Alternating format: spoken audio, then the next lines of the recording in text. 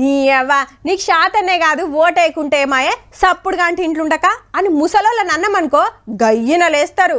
వామ్మో వామ్మో ఓటర్ లిస్ట్లో నా పేరు లేదు, ఇక నేను సచ్చిన దాని కింద లెక్క అని ఒక అవ్వ శోకం పెడుతుంది. బతుకోపోయిన వాళ్ళంతా బస్ కిరాయిలు పెట్టుకోండి మరి సొంతూళ్ళకి పోతారు ఓటేస్తానికి. కానీ బగ్గా చదువుకున్న వాళ్ళు ఉండే హైదరాబాదులనే ఓటేయమంటే ఆస్తి రాసి ఏమన్నట్టు ఫీల్ అవుతారబ్బా. ఓ నెల రోజులు మోతమోగి ఇయ్యాల సప్పుడు బంద్ అయ్యింది. రేపు ఓట్ల మిషన్లు సెంట్రల్ రకు పట్టుకపోతారు. ఎల్లుండే ఓట్లు పొద్దుగాల 7 గంటలకెళ్ళి మాపటిలో 6 గంటల దాకా ఎప్పుడైనా ఎలికింకు రుద్దుకోవచ్చు. 33 జిల్లాలలో 35,000 పోలింగ్ సెంటర్లు పెట్టి 1,00,000 మీద మిషన్లు దించుతున్నారు. ఎలక్షన్ డ్యూటీలు ఉన్నోళ్ళు 80 ఏళ్ళు దాటిన పెద్ద మనుషులు ఓటేసిర్రు ముందే. Certain shops, certain companies, IT companies ఉండొచ్చు, వేరే కంపెనీస్ ఉండొచ్చు. ఆ 13th నాడు పెయిడ్ లీవ్ ఇస్తలేదు.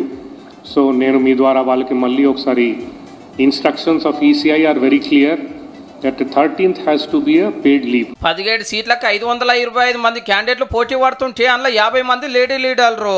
అంతటా ఫుల్ బందోబస్తు ఉంటది, పోలీస్ బలగాలు దిగినాయి. సెంట్రల్ కాడ లోపట బయట కెమెరాలు పెడుతున్నారట. ఏమైతుందో తెలుసుకుంటానికి. పైసలు వంచుతున్నారనో, మందు దాపుతున్నారనో, లొల్లులు అవుతున్నాయనో మతలబ్ అందితే ఎమ్మటే ఊరుకొస్తారట పోలీసులు.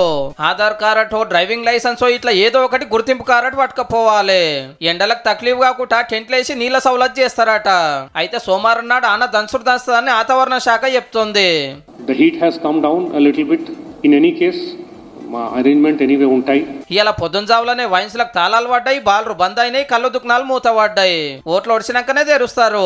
అయితే మంచి పాలన కోరుకునే పద్మనాభరెడ్డి సార్ అసంటి వాళ్ళు ఏమంటున్నారంటే 14 నాడు ఆఫీస్కి వచ్చినప్పుడు వేలి మీద మార్క్ ఉంటేనే 13 సెలవు అని పెట్టండి. హోటళ్లు, షాపింగ్ మాల్లు, సినిమా టాకీస్లలో డిస్కౌంట్లు, ఆఫర్లు పెడతానన్నా ఓటేస్తారని మనోళ్ళ ఆపొచ్చానా.